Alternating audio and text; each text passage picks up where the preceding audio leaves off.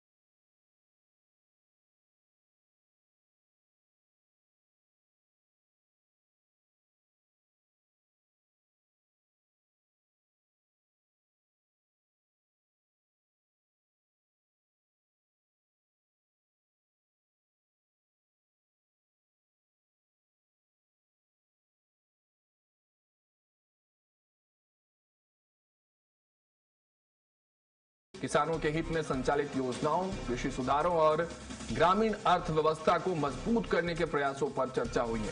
मुख्यमंत्री ने बताया कि प्रदेश में किसानों से 3100 रुपए प्रति क्विंटल की दर से धान खरीदी जा रही है और खरीफ विपणन वर्ष में करीब 141 लाख मीट्रिक टन धान का उत्पादन किया गया। वहीं राज्य में लगभग 2700 धान उत्पादन केंद्र संचालित हैं, जहां तकनीक आधारित और पारदर्शी प्रक्रिया से खरीदी की जाती है।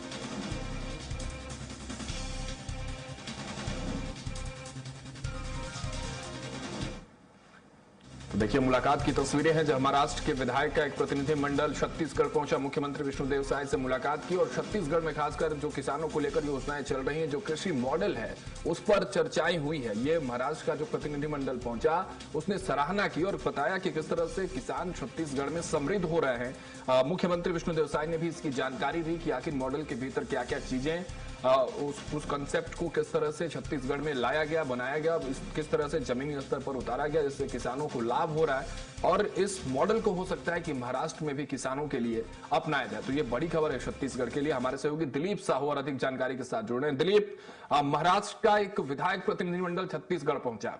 अच्छी बात यह रही कि किसानों को लेकर जिस तरह से छत्तीसगढ़ में सरकार सक्रिय है, उस मॉडल की सराहना की गई है। क्या कुछ खास बातचीत हुई इस मुलाकात में और कृषि मॉडल को लेकर क्या कुछ बातचीत हुई? जी बिल्कुल।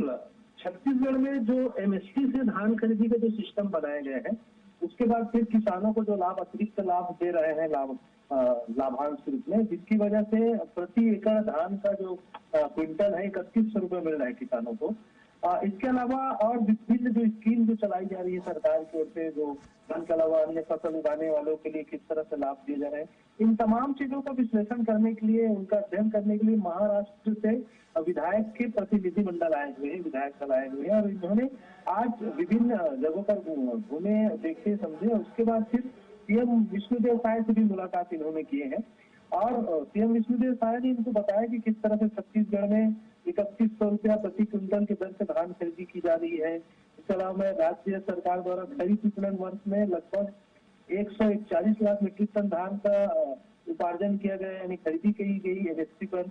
इसके साथ ही साथ इसके धान उपार्जन के लिए यानी खरीदी के लिए 2700 जो केंद्र है वो बनाए गए हैं, यहाँ संचालित हो रही है।